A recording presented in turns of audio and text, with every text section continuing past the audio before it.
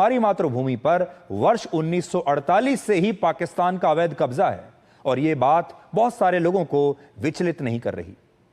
वर्ष 1947 में जब भारत का बंटवारा हुआ तब कश्मीर के राजा हरि सिंह ने यह तय किया था कि वो एक स्वतंत्र राष्ट्र रहेंगे और कश्मीर का विलय भारत और पाकिस्तान दोनों में ही नहीं करेंगे, वो अलग रहेंगे। लेकिन इसके बाद पाकिस्तान ने कश्मीर पर कब्जा करने के लिए पश्तून कबायली लड़ाकों को वहां पर भेज दिया, क्योंकि पाकिस्तान ने सोचा कि अगर ये हमारे अंदर विलय नहीं करेंगे तो हम इन पर कब्जा कर लेंगे।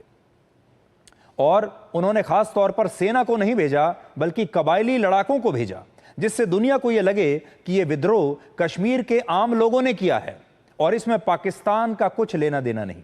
लेकिन सच यह था कि पाकिस्तान ने अपने सैनिकों को कबायली लड़ाकों के भेष में ही कश्मीर पर हमला करने के लिए भेजा था।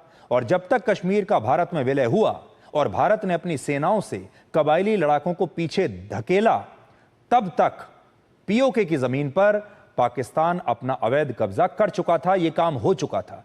मतलब जब तक हमारी सेना वहां पहुंची तब तक पाकिस्तान कश्मीर के एक बड़े हिस्से पर कब्जा कर चुका था। हालांकि हमारी सेना उस समय स्थिति में थी कि वो बड़ी आसानी से पीओके को पाकिस्तान के कब्जे से आजाद करा सकती थी, उनकी सेना को पीछे धकेल सकती थी। हम बहुत अच्छी स्थिति में थे। लेकिन भारत के तत्कालीन प्रधानमंत्री पंडित जवाहरलाल नेहरू इस बीच इस मुद्दे को संयुक्त राष्ट्र में ले गए, जिससे भारत इन पाकिस्तान के सैनिकों को पीछे नहीं धकेल पाया। और जहां पाकिस्तान की सेनाएं खड़ी थी वहां 1949 के कराची एग्रीमेंट के तहत एक सीज फायर लाइन बन गई और यह तय हुआ कि जिसके पास जितनी जमीन है अब से बस वही सीज फायर लाइन रह गई। जो आपके पास है आप रखिए, जिस पर आपका कब्जा है आप रखिए।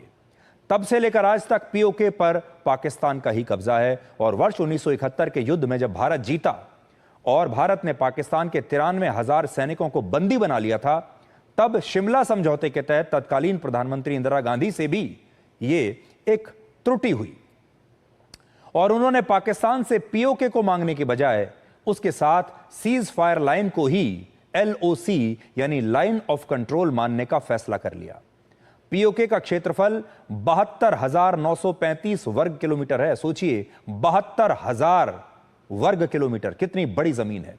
और इसमें भी 5,180 वर्ग किलोमीटर का जो वैली है उसका वो इलाका पाकिस्तान चीन को गिफ्ट कर चुका है और अब यह इलाका चीन के कब्जे में है।